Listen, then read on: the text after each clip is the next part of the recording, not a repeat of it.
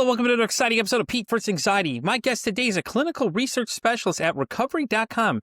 He's dedicated to advancing research initiatives and disseminating crucial findings in the field of mental health and recovery. Her work is fueled by personal journey through recovery, which is profoundly informs her approach to helping others understand and navigate their paths. Please welcome in the one and the only Grace Ogren. How you doing? Did I say your last name right? Ogren, yeah. Oh, okay. You just say I I'm butchered doing it. It's good. okay. You don't have to judge me too much, Grace. Okay, God. Anyways, Grace, how are you doing today? You doing good? Very good. Yeah, it's finally feeling like fall where I live, Yep. so that's been nice. How are Right? you? Are you in Texas, by the way? It's probably where you're at, huh? It's hot as hell down there. I'm in Madison, Wisconsin. It feels like fall there? Okay, anyways. Yeah. Well, Grace, why don't you tell everybody a little more about yourself? I'm someone who has lived experience with depression and suicidality and anxiety and some other stuff too, but I've been able to use it, I would say, in the current work that I do. So that's been kind of where it's taken me, and just a lot of stuff by chance too, getting this job and then progressing into using my experience. I'm someone with lived experience, and I'm also now looping in more of like the research and working with my boss, who's a psychologist. So I'm learning a lot. But yeah, kind of combining those two worlds Well, is what I'm did you doing want to go now. ahead and share your story for people? I mean, you can tell us whatever you want, whatever you don't feel like. I won't ask questions, but if I ask you a question you don't like, just say no response or whatever you want to say. We'll leave away from it. We'll go away from it at all. So you go ahead. The Okay. floor is all yours, Grace. Let them know. Yeah. So I would say it all started when I was 13, and I had just moved across the country, more or halfway from Kansas to Minnesota, and had basically just a whole new life. And that's when I started noticing symptoms of anxiety, and then that kind of progressed into depression. I was living in a very rural area in Minnesota, so there wasn't the sense of community, didn't have that because it was so tight-knit and we were outsiders. So I think those components and genetics and stuff, it just all kind of snowballed into depression, and it took me a while to realize that that's what it was. And then even once I did, because of where we were living, there was not really like support available. I was trying to get into therapy eventually, and then I had the most access was to medication. So I started those when I was 14. And yeah, for me, the depression, it just kind of got worse and worse. It felt like it was kind of layering in a sense. And I started just really kind of self-combusting, and I felt like I was just caving in. And Yeah. I would say it reached a crisis point pretty quickly. But with the lack of resources, and then like my family, this was our first time dealing with all of this, so we didn't really know what to do, and then there was nothing really to do because of what was available to us. So it reached a crisis point pretty quick. Kind of, we made it work for a while, and then I did eventually like go to the hospital, and then I got put into a partial hospitalization program after that. And I think that was probably the most helpful for me because I actually got to meet other kids. I was 17 at the time, so I ended up aging out of the program. But to meet other younger people going through the same stuff as me, that was really huge. I would say like that episode of depression lasted for like probably a solid 3.5 years, and it broke before I went to college. And then it started coming back, I think, when I was like, and it didn't get like super bad, but I was pretty like devastated that it even came back at all. But it was there, and then I went back on medications, and then I went off of them again. And it was similar to the last episode where it just kind of layered until eventually it was really, really bad. And Yeah. that was like a year and a half ago or 2 years where it reached a really bad point. And then it, again, just kind of snowballed, got worse. But the difference this time around is that I wasn't living in the middle of nowhere anymore. Yeah. I had moved to Madison, and this job that I'm in, I actually learned a lot about like what treatment is available, and that's how I heard about like ketamine treatment and different levels of care, and like residential, different types of outpatient, different like types of therapy even that I didn't know about. Yeah. So yeah, this time around we were like, there's actually options. Yeah, versus what you Like, had, which you were out in the middle of nowhere, basically. yeah, So to give you a little background about myself, really quick, I went to high school in the middle of nowhere. I know that feeling you were having. Like you came in and everybody knew everybody. Like they were such a yeah, small town. My graduating class only had 314 people in it. Okay, I know there's smaller classes, but to give you an idea, it's very tight knit. They all knew each hmm, other from school, middle school, and everything else. So like I was the outsider coming in, so I could feel 100% of your story right there because I was out in Illinois though when I was there, but I was out in like one of the suburbs. We were about 15 minutes away from everything around us, about 15 miles or so, give or take. Next town over, and the next town over is like 10 miles to the north. But there's like all over there was Walmart, dude. Like there was nothing. Like I went from the big cities to like having lots of stuff going on to where I'm at now. I'm out in the middle of nowhere, and it's a bunch of farmers' kids and stuff. Cornfields for miles. And the next closest thing to you is Walmart. And these people, that was their excitement is Walmart. Like that Walmart was yep, packed 20. So I hear you. Listen, I'm from the north, so I got you. Like I didn't know people lived in Minnesota, by the way. I just wanted to comment that really quick. Didn't want to interrupt your story. It's a very desert winter place if you've never been there. If you've never seen snow, trust me, you'll never want to see snow again after that.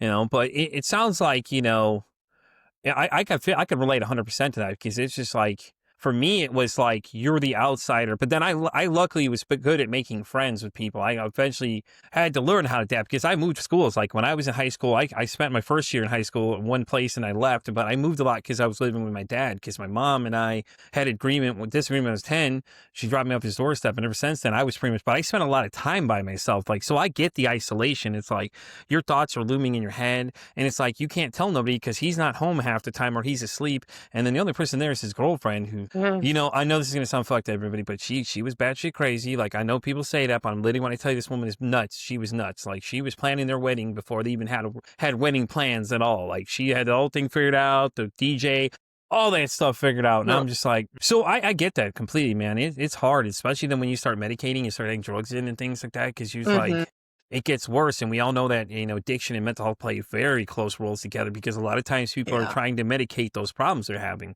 So I get that feeling of depression and things like that too, because that's what I do it now. It's just like that will to not want to do shit. I'm like, I don't want to do anything. I get up and do the show. This is probably the highlight of my day most of the time besides, when my wife gets home, but I spend a lot of time by myself. So it's nice when I get to interact with other people, especially doing the show. So I get to meet different people, different places. And then I find people that are, have similar stories. It gets more interesting because it's like now you don't feel so alone. Now you have that little community of people that understand that, hey, listen, I get what you're feeling. Trust me. It's horrible, especially when you're out there in the middle of nowhere and you feel like the outsider, and it's like you feel like everybody's judging you for whatever you're doing because everybody has their tight little groups together and things like that hmm, too. yeah, yeah. It's not the most like freeing environment to be a Right. teenager in, especially. Yeah, Especially being a female teenager. Let's cover that really quick yeah, because you know how boys are. We like to justify y'all. We like to put you on a pedestal and say harmful, ugly things to you and all that. Let's just be honest. I could just tell you from a guy's perspective, we're animals. Okay, let's just call it what it is. We know what it is. We know what it is. And it's just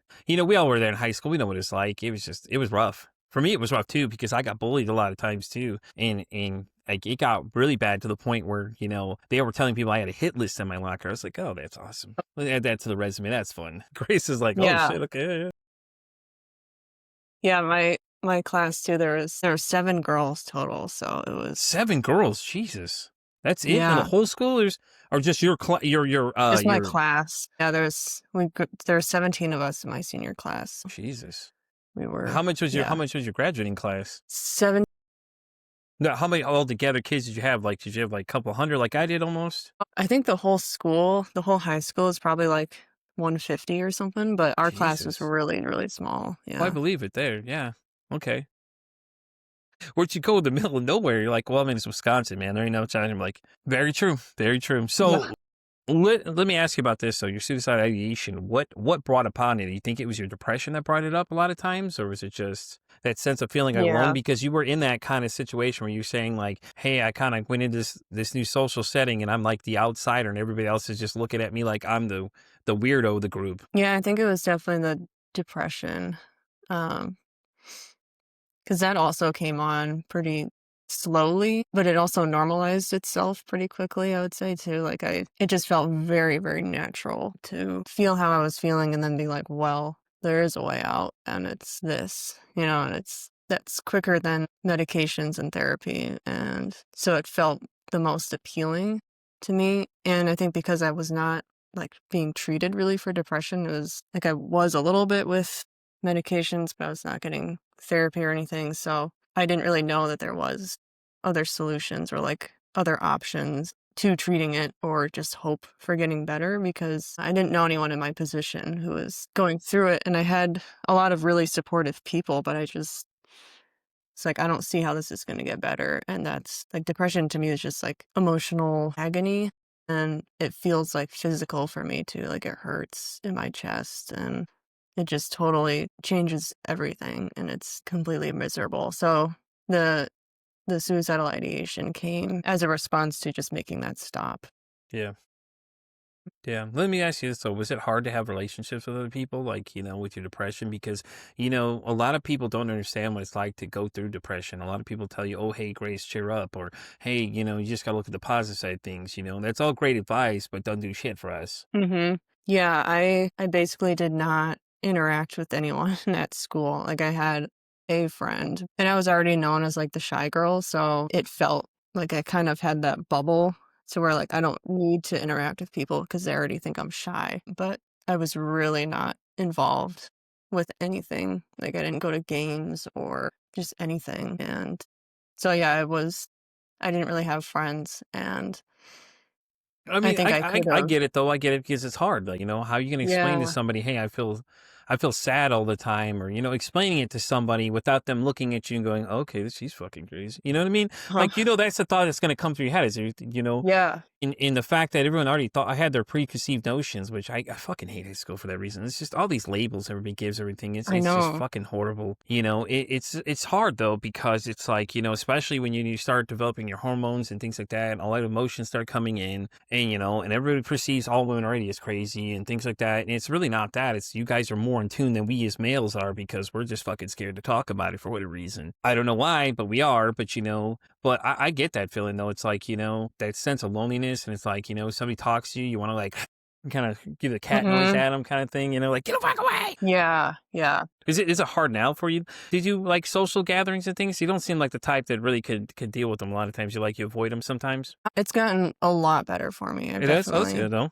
yeah, like, I struggle with social anxiety, Yeah. but I think I've just gotten used to it almost, and I know I just need to do things even if I don't feel like it. Like, I usually have a good time, so I really enjoy the people that I work with, so it's fun to go do stuff with them. Do you have a boyfriend? I'm just asking this. This is going to lead to another question in a second. So let me ask you I this though.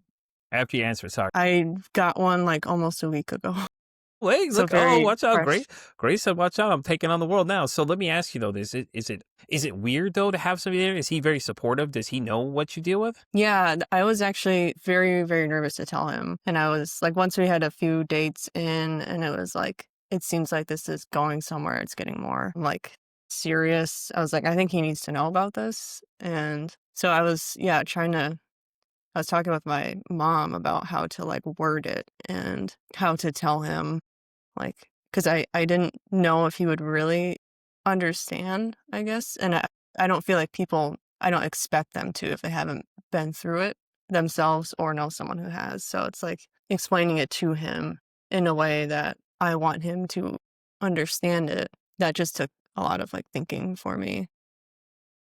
Yeah, But because yeah, you're it went worried really about what he's going well. to respond with. I get that. That makes Yeah. sense.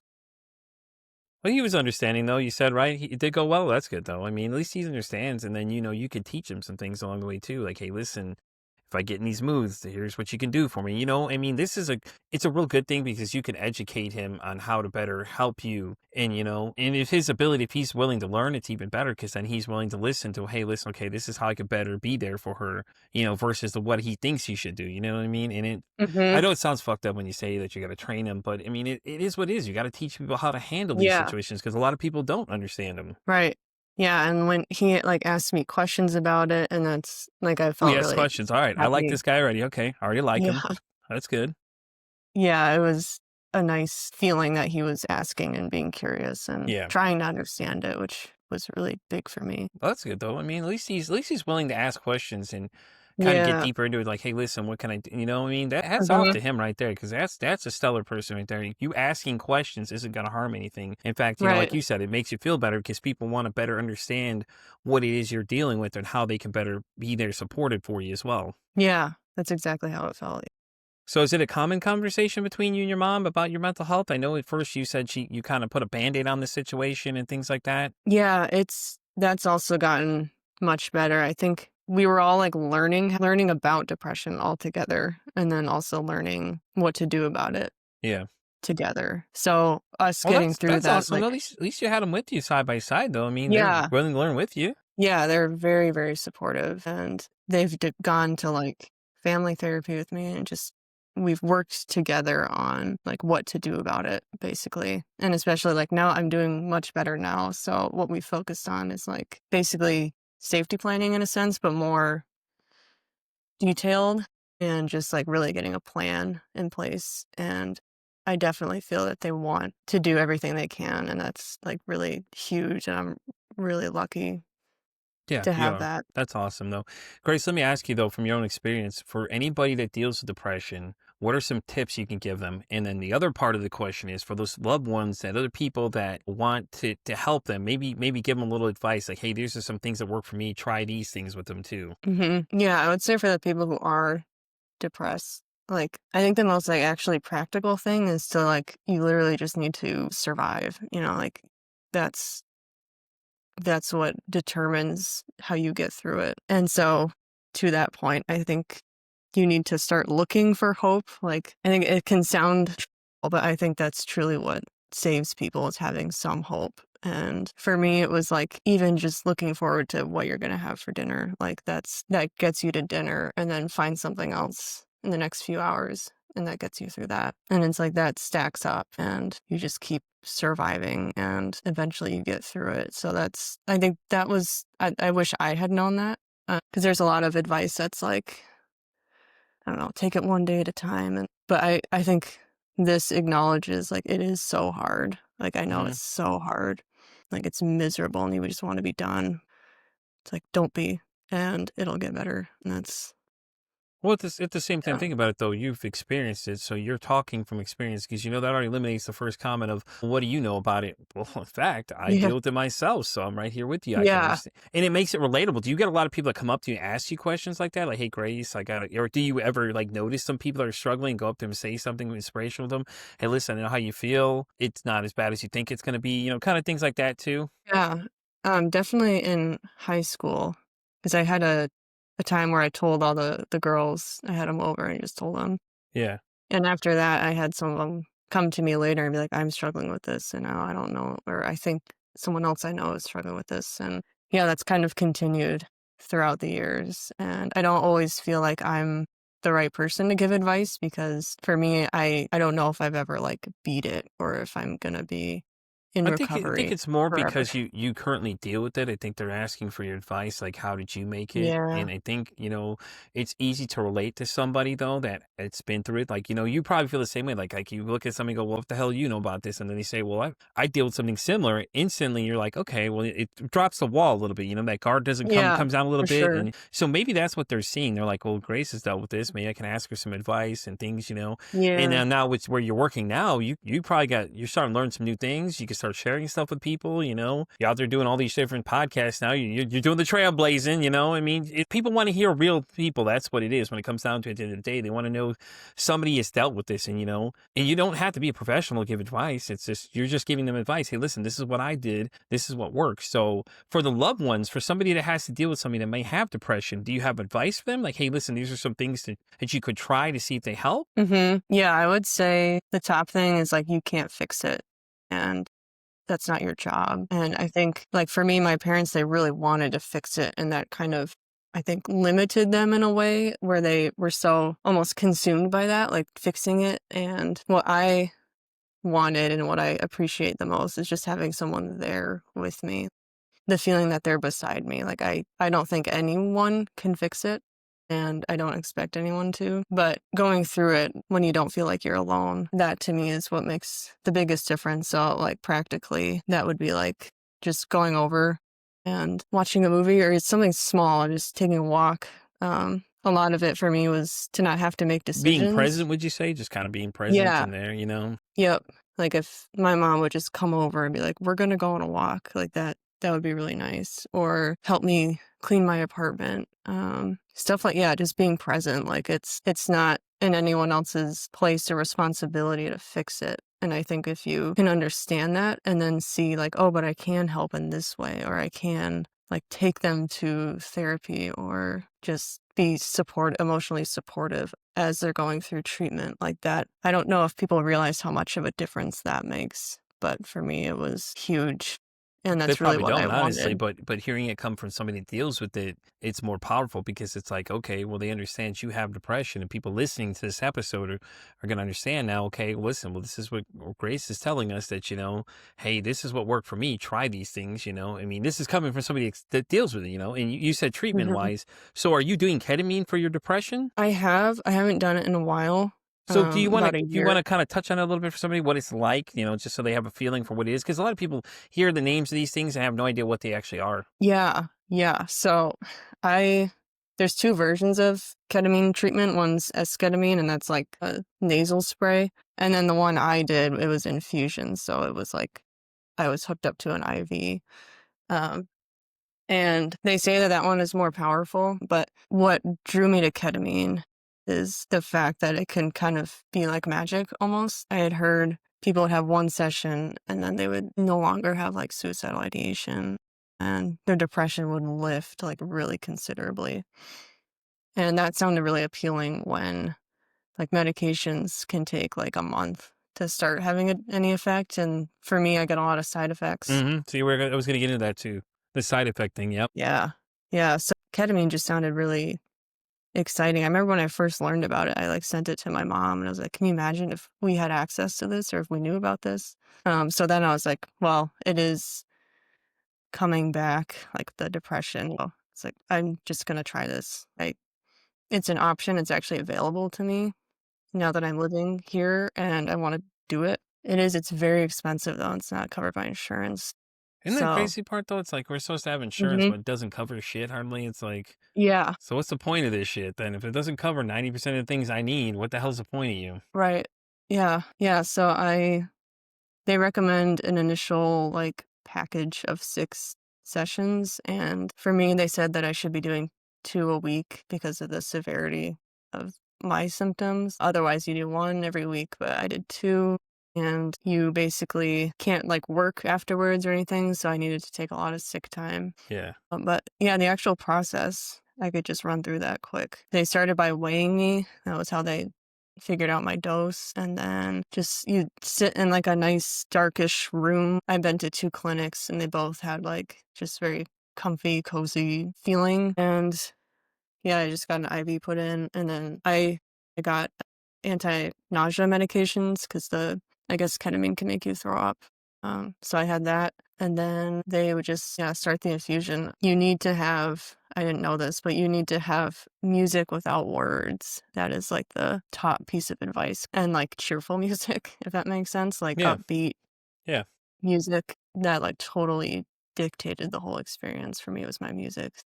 Yeah. So what music did you use? There's a few playlists on Spotify even, like ketamine infusion song, and they're kind of like Really? That's kind of cool. ethereal. Yeah, so I would do those. Yeah, and it starts like they kind of drip it, so it comes on slow, and then I would just, yeah, go into full dissociation. And I had expected kind of to like see things and maybe be like working through trauma or memories and like revisiting things. But for me, I was either like flying around in my mind or I would see people. Like I saw my mom, but I didn't know she was my mom, but I did at this. It was strange. It was basically like you're dreaming, is what I would say. It feels like you're dreaming. And it's like reality totally slips away. It doesn't feel like I could picture where we had parked and stuff. And I was like, but that's not my car anymore. And like, we're not on Earth anymore. She's like, we're not in And Kansas anymore. yeah, yeah. And yeah, my first session was kind of spooky because I didn't have the right music. God, what did you pick up at the first session? Yeah, I had stuff queued up and it was like right before I put my AirPod in, they said, that doesn't have words, right? And I was like, oh. it does. So I panicked and like picked a rain sounds. So then I saw myself, I was like in a dark No, rainforest and it was really scary. Grace is like, I'm tripping balls here, man. I don't know what's going on. This is not great. Yeah. Yeah. Yeah. And then, yeah, second session, I figured out the music thing. That helps. I actually, though, I got dosed too high the second time. So Shit, okay. I- So is it more yeah, I got, intense of a feeling then? yeah. And I think with that, like, cause ketamine, they use it before surgery too, to like knock you out. So I think that's what I just like fell asleep. And I remember like getting woken up by them shaking me. And so the next session they got it figured out. So we reached a good like middle ground and I did that, yeah, 6 times total. So how did you feel afterwards each session? Did you feel like it was doing something for you? Did your mood feel like it lifted up a bit? I know they say to take off the day afterwards, Hmm. and things like that, but how were you feeling afterwards? Did you feel like it was getting somewhere? I really didn't. And like I would say, I don't feel like it ever made anything worse. And Yeah. it felt nice to be like doing something, like trying to make it better. But I definitely didn't get the like, wow, everything's so much better. I was like, maybe that did something. Yeah. And I got 2 like booster sessions in the months afterwards. One of those felt like it did something, but what I've seen is there's 70% of people respond like really well to ketamine and then 30% don't. So I was hoping I'd get into the 70%, but I think I was in 30. And again, I don't feel like it hurt, but I don't think I would do it again, especially for the She's like, price. yeah, not after that trip, actually put on Yeah. some Rage Against the Machine. I could really imagine what that would be like. God. Just start tripping balls, Toparella's screaming in the background. So we're at the part of the show. I don't know if you ever seen one of these episodes, but I asked 2 important questions to everybody. Just little fun ones. Okay, so the first one is credit to a good friend of mine. She has a podcast called The Shit That Goes On in Our Heads. So Grace, if your mental health had a song, what would it be? Belt out a song. If it had a song, yep. Any song you can think of. It could be the first song that comes to mind as soon as that question's asked you. The first thing that came to mind is I think it's called The Night We Met or Heron. Don't know that one. I'll have to check it out though. Yeah, it's good. So we've had some interesting answers. Earlier was my last guest. He said, what do you see? Some song by The Doors. And then we've had Rage Against the Machine come up as one of them. I had a 40-year-old Middle Eastern woman tell me, Beat It by Michael Jackson. So it's always interesting to hear what people have to say about things like that too. Because it gets really interesting because people are like, oh, damn, this is a great question. Because when I was asked, I had 2 different songs. Like I said, I can't think of the name of the band, but it's, have you ever seen, it's that movie Scott Pilgrim, the beginning intro song that they're playing. That's like when my anxiety's high. That would be how you describe anxiety to people, just completely all over the place, Mm, just one constant steady, and then if my depression kicks in, it's Leave a Light On, Talk With the Dark by Papa Roach would have been it. But there's also another one. It's called A Different Kind of Pain by Cold. It was one of the last songs they did before the band took a break because it was a song dedicated to one of their fans who lost somebody. And it was like this 10-minute long song and it's just really soft and everything else like that too, but in the background you hear like the rain noises and things going on. So it's a lot going on there. So, because my anxiety feeds my depression a lot of times and then, vice versa and things like that too. So like yeah. my brain goes 1,000 miles an hour. So the next question, and all the important question why this podcast is, if you could break the stigma about mental health. Now, okay, when I say that, I mean things that you see on the internet that just piss you off. Like you see something like, that's just not right, man. Stop lying to people. What would you say it would be? Hmm. I would say it's this misconception of like just ask for help. And like, yes, but that's in my experience, that's been like just one half of it. Like, I did ask for help and they never called me back. Like I don't think people realize the landscape of getting treatment right now and how I think it needs to shift from it's all on you to ask for help into like it's kind of a group effort, I would say, like your support system. If they understood the treatment landscape, it would make more sense to be like, we're going to help you find multiple options, help you call all of them, and come up with a plan for when you're waiting. Because like I've never just gotten right in anywhere besides like the hospital, So that was a huge frustration. And each time that I experienced depression and needed treatment, it was like I literally they would not call me back. Isn't that the scary part though? It's like you're calling for help and then they won't call you back. Or it's like those Yeah. people that tell you, hey, Grace, call me if you need something. And then you call them Uh, and they don't answer the goddamn phone. It's like, pick up the damn phone. mhm. So I think that that can kind of stigmatize people who are struggling and not in treatment. It's like I bet you that they're thinking about it and maybe trying, but it can be so hard to reach out at all. And then when you do, to not have them pick up, I think that's should not like be legal, like Yeah. No, I people agree who are with at you. their No, I agree wits' with you because end. I had somebody that said they called somebody and then basically the person that told them to call them said, oh, I'm too busy to talk to you right now. Even though I'm calling you to tell you there's a problem, I'm telling you there's an issue. And it's scary because it's like, all the people always say that. And every time they say that, I cringe because I'm like, ugh, but are you really going to answer the fucking phone when somebody calls you? Like they tell somebody else that too. And that's the first thought that comes to mind. It's like, are you going to really say something? Are you really going to answer the phone or are you just going to ignore me? That's Yeah. the real question you start thinking, And then my anxiety will take off and be like, yeah, are they going to call? I don't think they're going to answer if I call them. If I call this person, I know Mhm. for sure my people will answer. Or if I call and they miss my call, they're calling me right back because I don't call many people 10,000 times or anything like that. I'll call you. And if I call you, especially my buddy in California, he's on a different time zone than we are. So he's 2 hours behind. So he knows if I'm calling him at like 1 o'clock my time in the morning, like, what is it, like 11 his time, he knows something's up. He answers or he'll call me back or text me like, yo, hey, need me? He'll do some kind of response. He'll message me or something. He's busy. Hey, let me call you back for just a second. He knows if I'm Mhm. calling him though. But that's the great thing about a support system for people that don't know what that is. And that's the safe plan that Grace was referring to. So having these people she could reach out to if she needs to, and things like that too. So let me ask you this question though: Do you spend a lot of time on social media? No. Okay, so you may not have seen this. Then this guy, I can't think of what his account name is, but he was on Instagram. He went on and literally told people that depression is not real.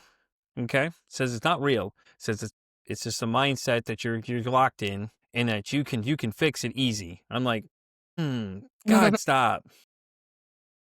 So, and the problem with the thing I'm afraid with social media is I feel like these people that are afraid to ask for help are getting the wrong information. And then they're Yeah. seeing these idiots say these things, or the guy that, what is he? He said water doesn't hydrate you or something. I was just like, oh God, Yeah. please stop. Fucking stop.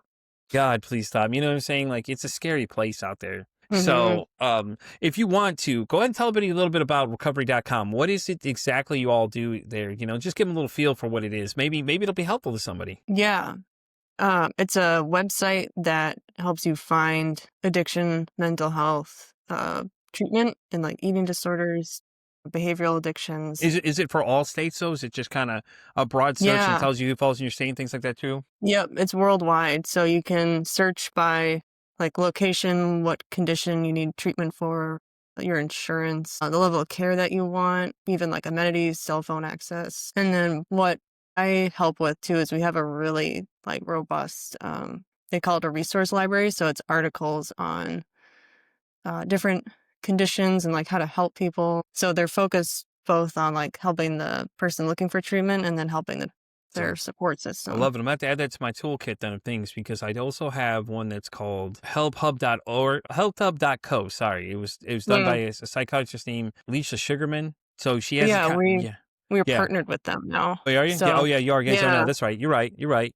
That's awesome, though, because like I said, that was yeah. originally my big toolkit. Now I got recovery.com to add to too, because she had mentioned how you guys were in a partnership and she didn't really announce it, but she was telling me a little bit about it. Mm, So, and then she finally could release it and tell everybody about it. So that's really cool to see, though, that you guys are networking together to help yeah. bring, and especially the thing of helping other people that need to know what to do in these situations. Like, hey, and go there and look up whatever it is like you deal with or somebody else is dealing with, and these other things. And it's a great resource. So I'll have to add that definitely to my list of things to suggest to people. Listen, hey, there's recovery.com. There's this one Mhm. there. Canada's got mindaid.co. Theirs is really good, Mm, and things like that too. So it's really cool what you're doing, man. It's awesome. yeah. Especially, somebody that deals with, depression and things like that too, you're really making a difference, I feel, because you're giving people the resources that they didn't have 10 years ago, all Mhm. these years ago. And, Lisa's work too is really great. And now that you guys are together, you're just kind of supercharging each other now you're really getting an extended grab of everybody and, other things like that too. So we appreciate everything you do. And I appreciate you coming in though and talking to us today. You'll have to keep us updated on the boyfriend so we can harass him or not if he messes up. Yeah. Boyfriend, you're on notice. We're all better treat our girl right or we're going to get you. But anyways, Grace, with that being said, we're going to wrap up this episode of Pete vs. Anxiety. Do you want to go ahead and plug everybody where they can find you in case they want to come give you some rallying supplies? Say, hey, listen, I heard you on Pete vs. Anxiety, or heard you on Rock and Recovery. All these are great places you've been. Where's the best place for people to reach you? Yeah, I've got a Instagram. I use it mostly for my like creative writing that I do, but it's writer. What are you writing over there, by the way? Not to cut you off. I've written a young adult dystopian, and I'm working on finishing another one. So, well, don't forget to plug it too. After you plug your Instagram, Yeah. don't forget to plug where to find that too, because I support all things that people do. It's called Gilded Evils. It's on Amazon. And my Instagram is writer.gracejosephine. And I've got it linked there. But I post about like conferences we go to and stuff, so you'll be able to see some of that too. Oh, that's cool. So real quick before we wrap up, we want to know about the book now. You can't just drop a book name and not tell us a little bit about it. Come on now. So what's the first book about? And give us a little preview. What's the next one? Is it like a series? Is it basically a series you're working on? They're split. The first one, it's basically the theme is like redemption, forgiveness. So it's about a girl who basically thinks something terrible has happened to her family, and then what she does to kind of even the score, and then what she does when she realizes that she kind of became who she meant to destroy is how I would say it. So it's a lot of like, I really like unexpected allies, family betrayal even. So it helped me work through a lot of things in my own life. Yeah. So the second book, what does this one take off? Is it leading from the last one, or is this a whole nother story we're going into? Yeah, it's a whole new story. So it's I would say like post-apocalyptic fantasy. I'm trying to think if I can remember mine. We just made like log lines, like a 1-sentence summary in the class that I'm in. I think, it was 2 gifted teens. Anyway, it's 2 teenagers. They each have a gift, like a world-saving gift. And the story is basically they just find out like there's a rebellion. There's like people who want to kidnap them, and then the emperors who are in charge of everything like aren't actually super good people. And I had one of the characters, she's a girl. She kind of has all this pressure to keep people alive because she has like water as a power. So and kind of like Avatar, the Last Airbender, kind of with the different elemental powers and things. It's kind of cool. Okay. Yeah. And just kind of her descent into madness, pretty much, as the pressure gets to be too much. So it's been very interesting. I'm on draft 2, so there's a lot that I'll probably change, but no timeline on when it's coming out, so explored. we keep people cliffhanging. Yeah, I'm not sure. Okay, I'm gonna try to keep us updated then. You just let us know when it comes Yeah. out. Then that way I can update the show notes and let people know, hey, listen, it's available now everywhere. And I'm Yeah, on Instagram too, so awesome. you could always tag me in it too, and I'll share it out and all that kind of stuff. I'm very supportive of other people, and maybe I'll get my book written. It's called Man, Yeah. This Feels Like High School. I've changed the title. It was originally going to be The Voice of the Voiceless, but now I just kind of like the name Man. This Feels Like High School is what I'm going to call it, though. It's Yeah. going to be my self-titled memoir about my, a lot of things I don't tell people. I tell people a little bit about myself, but not a lot. There's a lot more to Pete than people realize, the inner dialogue and the thoughts I have in my head and stuff. It's just, I got to get around to write it eventually, It'll happen. Yeah. Well, with that being said, guys, we're going to wrap up this episode of Pete vs. Anxiety. Grace, thank you so much for coming. I appreciate you coming and hang out with us, give us a little more information. Thank you for sharing your story. I know it's hard for a lot of people to come and tell their stories and things like that too. Someone's going to hear it and be like, oh, damn, well, I agree with Grace. I'm right there. And then you never know, they'll reach out. Maybe they'll check out the books too and be like, hey, listen, I like what you got. It could be a future bestseller for all we know. That'd be awesome. Well, guys, that's going to wrap up this episode of Pete vs. Anxiety. Guys, you know where to find me. I'm on X all the way down to TikTok. Yeah, I'm everywhere. I'm on Spotify down to Pandora Radio now as well, guys. And as I always say, it costs nothing, absolutely nothing to be kind to somebody. One kind act you can do can save someone's life, or hell, you can even make their day. I'm Pete vs. Anxiety signing off saying, don't ask how your day is today. Say, hey, how's your mental health? So bad, you're breaking my neck. It's a sign of respect, that's a knife for death. But never die for the price of a check. I got my integrity and my